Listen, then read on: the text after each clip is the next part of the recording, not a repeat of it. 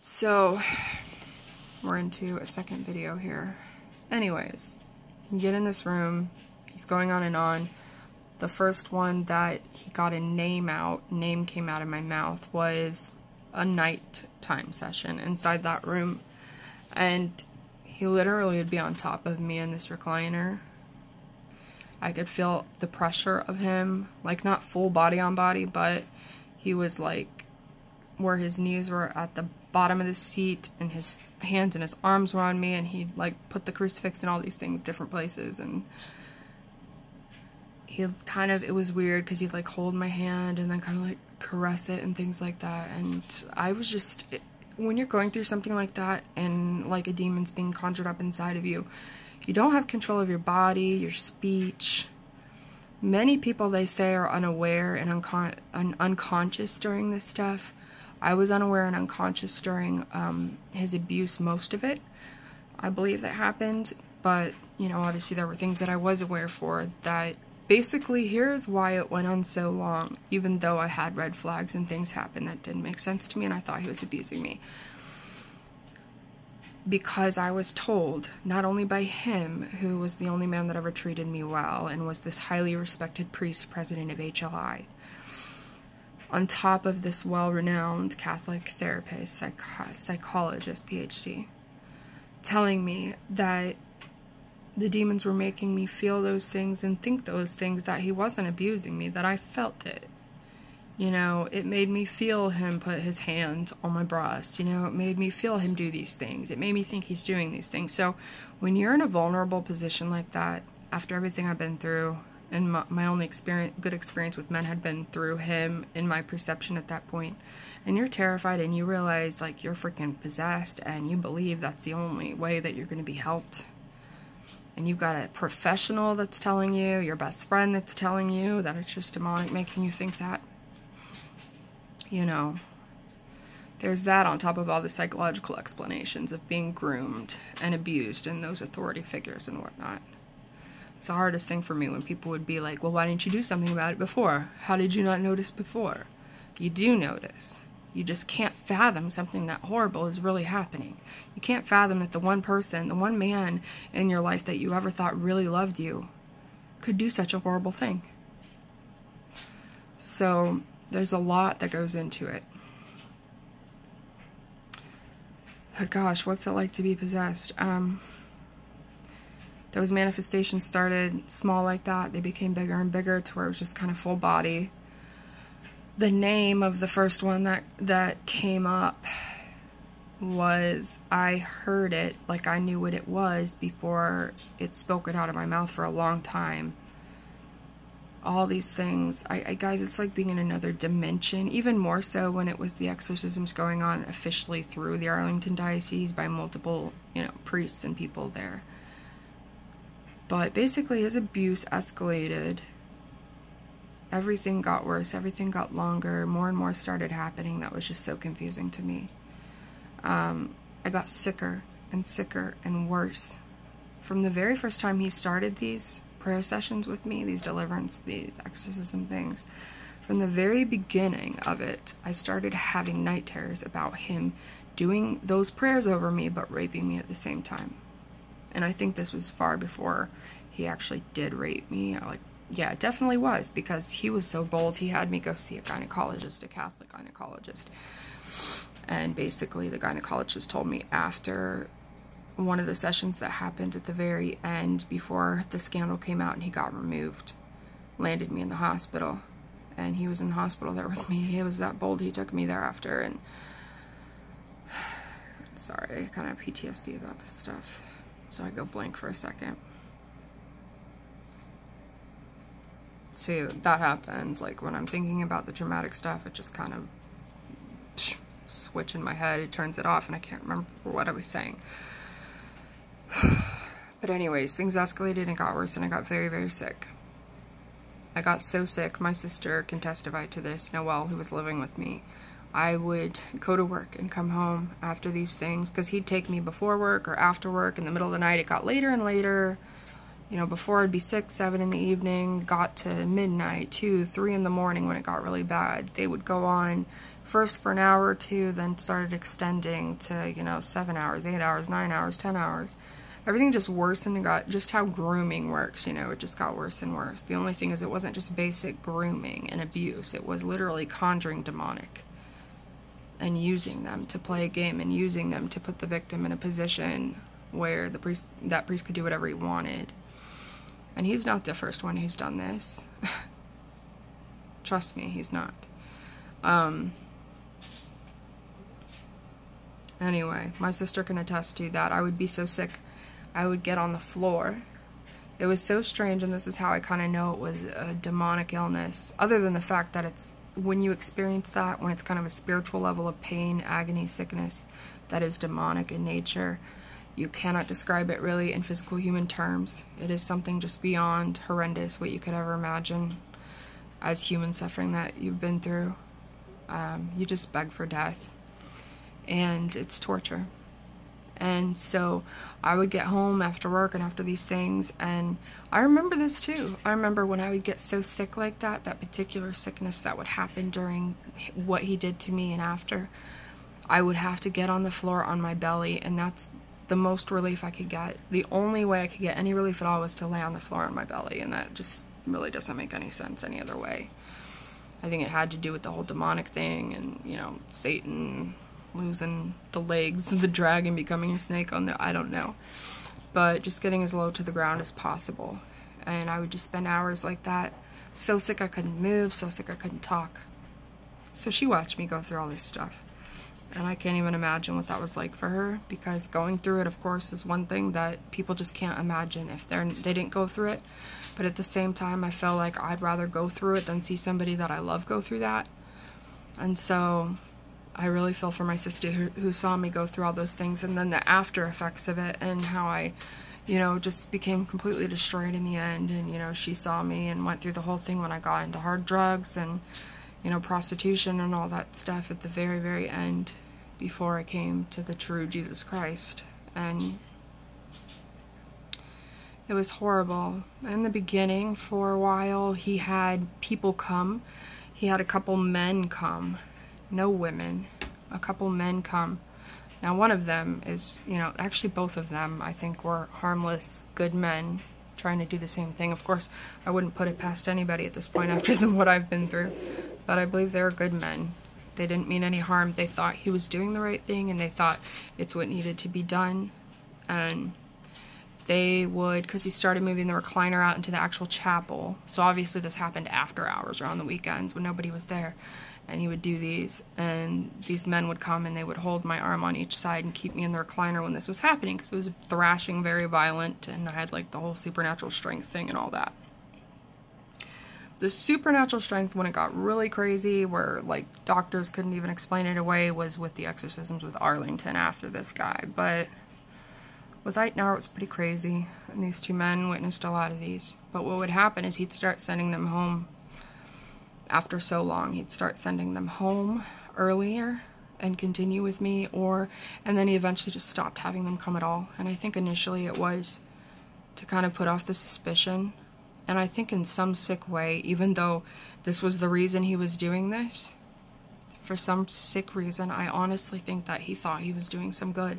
I think that he thought he could actually liberate me from the demonic. I think this man was completely delusional, and even though he was completely full on having sex with this other woman, dating her in the background, sleeping over, all this stuff, and abusing her. Trust me, abusing her. You know, buying her plane tickets to come with him all over the country. He was taking her to one of those crazy-ass hypnotist therapists somewhere on the West Coast. He'd fly her out there with him, and this therapist would have them, like, embrace each other, and her sit on his, like, all these crazy-ass shit, guys, just crazy stuff. You can actually read some of her reports, I think, from the official ones online. Actually, you may not be able to, because she sent them to me, but I'm not sure if they're public. Anyways, I think he did this initially to offset suspicion, and it just kind of escalated to make me feel safe, like there's definitely nothing going wrong here, and other people that there's definitely nothing going wrong here. And yeah, very slowly just kind of peeled those people away and told them to go home early, and stopped having them come at all, and they became later and later. And you just die a little more every time. You just get sicker and sicker, and couldn't eat, couldn't sleep. When I did sleep, I was just terrorized by the terrors of what he was actually doing. I think it was my subconscious of knowing what he was doing, because it turns out he was trained in hypnosis and mind control above and beyond, you know, just the basic Catholic mind control. He was actually studied and trained in that, well studied and researched and trained in hypnotism, in trances, in brainwashing, and particularly in those who have been severely abused, but particularly sexually abused as young babies and children, trauma victims. He was like basically specialized in that. He knew how to manipulate them. I'm sure he was one of them, but he knows how to manipulate them and how to groom them, and it dragged out for almost 2 years. And again, you can't describe the exhaustion. You can't describe when you've got... He would start getting angry when things wouldn't leave. And this is why, when things wouldn't appear to leave, and this is why I think that he was delusional, that he thought he actually could cast demons out and was doing something, some sort of good for me. I think that he was playing with fire with me, that he had this one girl, and the other girl in Florida, and the other one in Indiana, or whatever. And then he had me, which I do believe he possibly actually had some sort of affection for. I'm not sure. But it was convincing, if not. But I think that he half went in it thinking, yeah, I can get rid of these demons, when he was actually sending them in, and then playing with fire and partially, you know, starting to groom, and then things got worse. Because with the other girl, it happened really fast. It wasn't such a long process. We were completely different personalities. And he never would have gotten away with it if he had done it as quickly as he did with her. You know, he had to go really slow with me. That's the truth. And I remember not too far in, when they started getting really long, that, and I'd be, guys, just dizziness, can barely keep your eyes open, weak. You just feel like just soggy bread, like there's just nothing to you. And to the point where like he'd be half carrying me out of the building, and he started asking very early on if I just wanted to stay in one of the guest rooms there and just sleep over. And even then, at that point where I was at and how blind I was to everything that was actually happening, something in my gut was just like, no, I don't want to do that. No, I just want to go home. And so I would, but every time as time passed and he'd ask off and on, he became more and more persistent about it. Much more and more persistent about it. He would just ask again, come on, you're tired, you're sick, why don't you just stay in the guest room? I found out later that that's where he first molested the one girl. She stayed in one of the guest rooms that he offered to stay in after this stuff that he did. Anyways, he would start, the first time I saw another side of him was very early on, actually. It was probably maybe a month into. And I finally brought up to my psychologist, who I had been seeing longer than him, that I had these terrors and these things about him raping me and molesting me during these prayers. And she suggested that it was projection and the demonic stuff mixed. Like, because of what had happened to me, and I've been abused so much and violated so much and all this stuff, that I was projecting past abuse onto him. And that the best thing for me to do would be communicate this to him and be open about him, and it'll help resolve the issue, and he's not going to, you know, he'll totally understand, it'll make things better. I was terrified to tell him, terrified. But I told him. I did what my therapist suggested that I do. And that was the first time I saw a completely different person. This rage, almost no noise to it, completely silent, but this rage and this tensity just kind of took over his body from head to toe, and his entire disposition and manner changed, and it's almost like his eyes got darker, and he said, I will not tolerate this. You will not have those dreams and terrors about me. I will not be made into an abuser. You control that. You control your dreams. You control those terrors. You tell it to stop, and you reject it when you're in that terror. And so the way I'm doing it, I can't do it the way he did, because he truly looked absolutely enraged and just like a completely different person. And from that moment on, it was just a few weeks to a month in, I never said anything again regarding my suspicions, because that's when he said, it's because the demons are making you think that, and it's my fault that I'm having these terrors because I'm probably thinking such things, and I need to make that not happen, and having control of my dreams and all this crap. I was too scared to ever say anything to him again because of that. And then that's when I started noticing the personality changes coming out here and there. And then this whole emotional manipulation, this really sick, toxic, emotional report started, where he would be like, you need me, I'm the only one who can help you. The diocese isn't going to help you, the bishop's not going to help you. I'm the only one who can help you. And so, you know, be here at this time, be there at that time, do this, do that. And he'd act super, super nice to me, and super loving, and super kind, and super compassionate, and super protective. And then right after that, he'd switch modes. He'd get mad because things didn't seem to be leaving. Go figure. Things seemed to be getting worse. And so he would yell at me about it. He would blame me for it. He would say that I'm trying to hold on to them. Trying to hold on to the demons, that it's my fault. And I remember these words. I could testify to this on my life. The words that came out of his mouth that day when I brought that up to him. He said, "You're undoing all the work that I've done." He didn't say that God has done. I'm undoing all the work that he did. That just struck me. Even back then, I was like, what? The work that you've done. But again, your mind just can't grasp that, especially when it's the one person that you think has ever been on your side and actually cares about you. And so these things just kind of escalated, guys. Kind of escalated. And it got to the point, you know, things got worse, and he started handing me money randomly, just cash, out of nowhere. The first time it happened after one of the sessions that he had with me, abuse sessions, ritual sessions, he handed me an envelope with like $300 in it or something. And I'd say, I can't take this, what is this? And he'd just be like, no, no, no, you know, it's not mine, it's just for charity, you know, this will help you with groceries or whatever. I'll let Dolly out for a second here. Dolly, you gonna be a good girl? You gonna leave Cheddar alone, baby? You be good, okay? Good girl. I'm sorry, I didn't mean to leave you in there that long, baby. No, I didn't. Come here.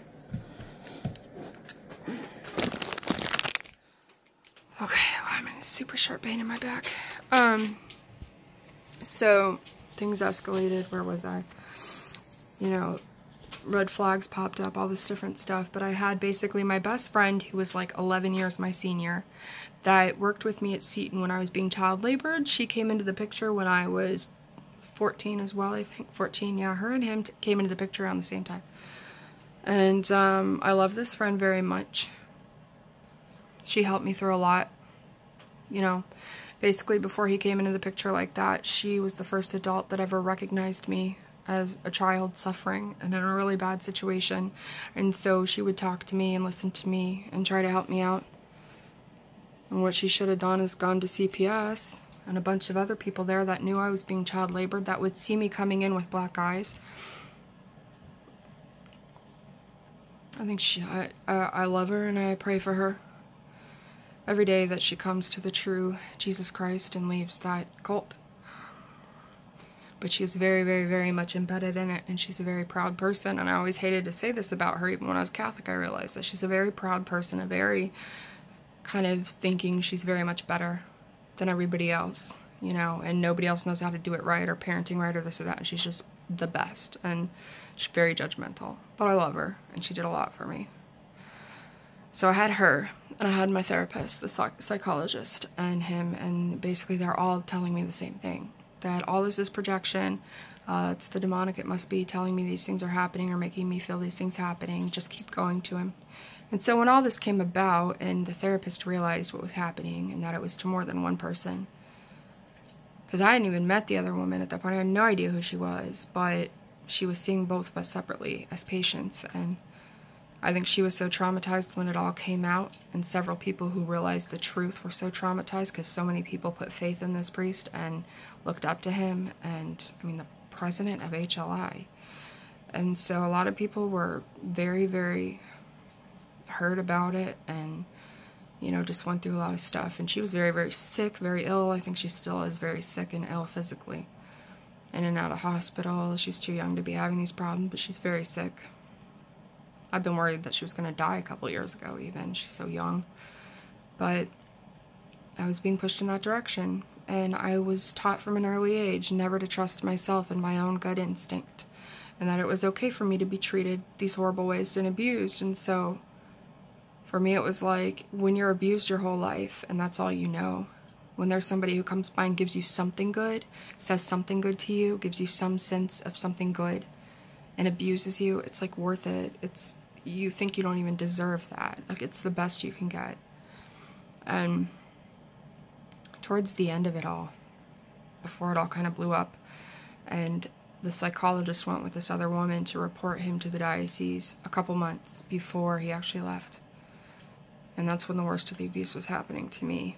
I remember him abruptly changing locations from HLI to this convent house where these Pax Christi sister nuns were living, these little Mexican nuns, and he moved locations to that obscure place. It's cloistered and everything. And again, just him and I in there. There was this woman named Jane that came to a couple things, I think. After he was reported, he asked her to start coming because obviously it had been reported and he knew the cat was coming out of the bag, at least partially. But how bold is he? He continues. And they were so long at that point, they were so rough.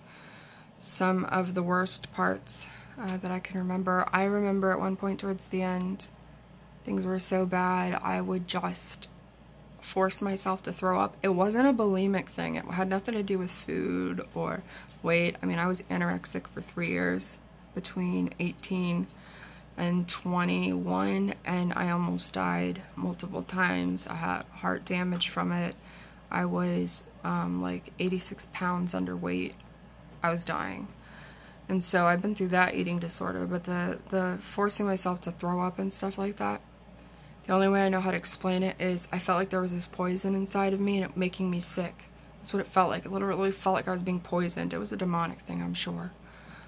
Like I could feel it running through my veins and just making me so sick beyond what I can explain in human terms. And I felt like I had to make myself like purge in order to get it out.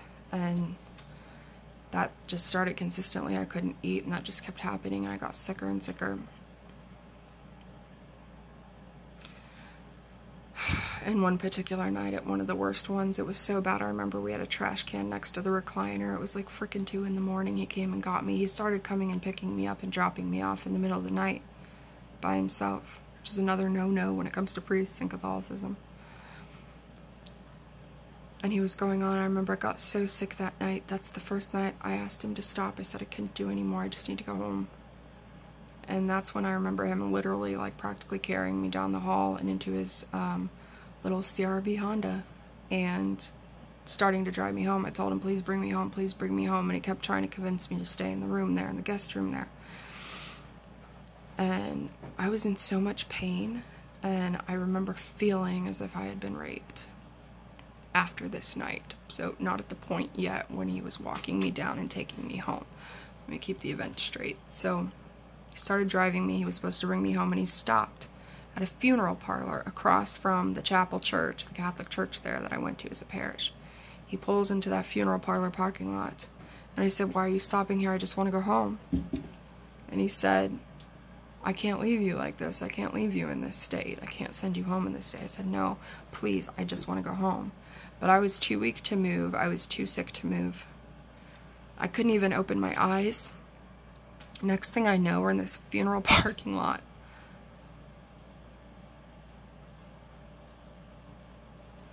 Just barely able to keep my eyelids open. Just like, so, like, coming out of surgery on drugs is what it felt like.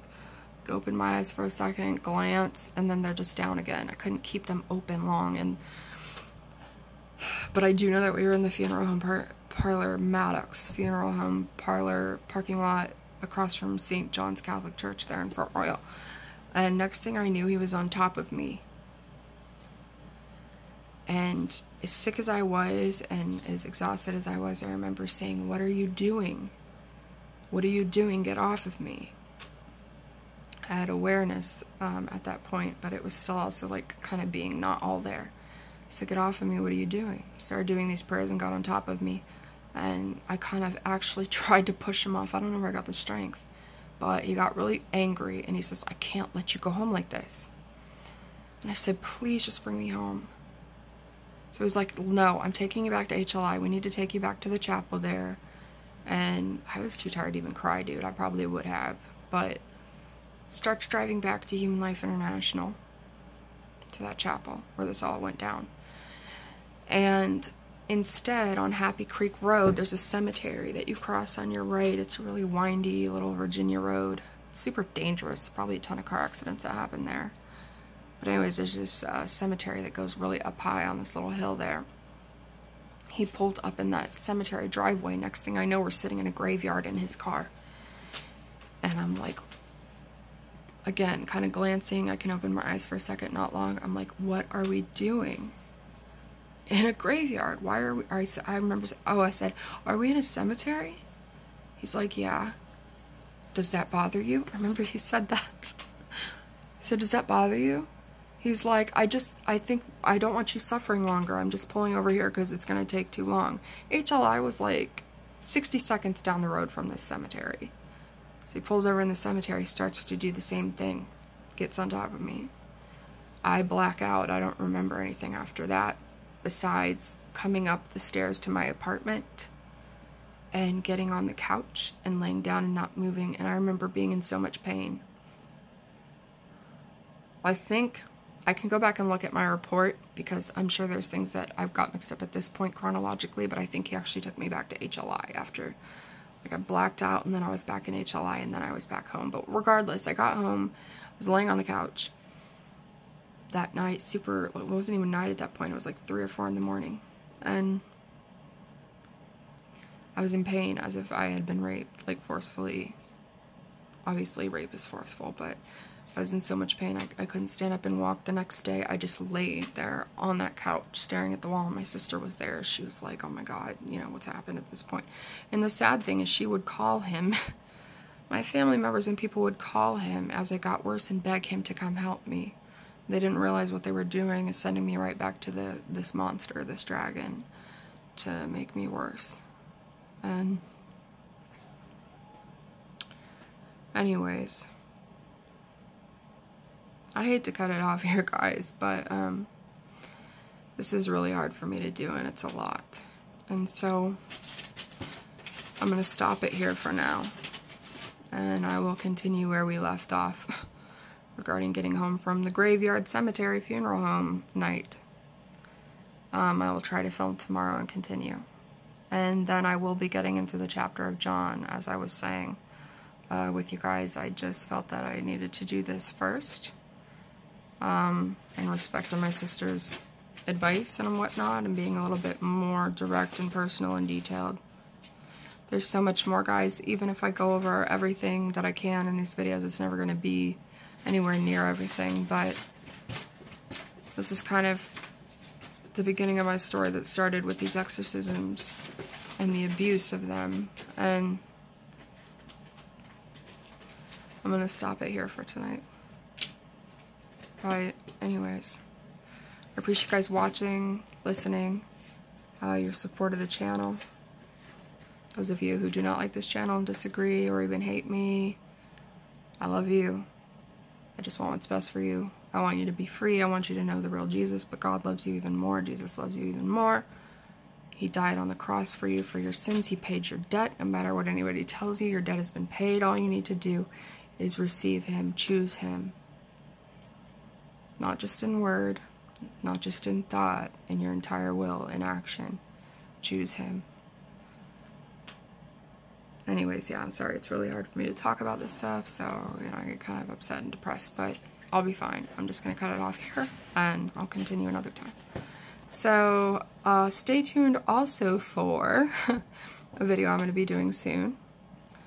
And it's going to be called Lucifer Was a Cherubim, Not a Seraphim. It's the truth. The Bible tells us so. So I'm going to get into that because these little things are just so fascinating to me that the Bible tells us and explains in great detail and directly that just are completely contrary, not just the little things, but the big things. It's not just the big doctrines in Catholicism, it's the little things. Lucifer is a cherubim, not a seraphim. And then I'm going to be going into a little bit more about the heavenly odor that Catholics talk about. Catholics who've had this mystical experience of the heavenly odor that smells like roses from heaven. And how the roses in particularly, have a huge part and ingredient in Wicca ritual and satanic culture. And so, again, of course, miracles and wonders and signs do not confirm something is good and holy and from God. The smell of roses certainly does not either. It kind of confirms something else all entirely. Anyways, yeah, thanks guys. Again, I appreciate everything. I love you all. Good night.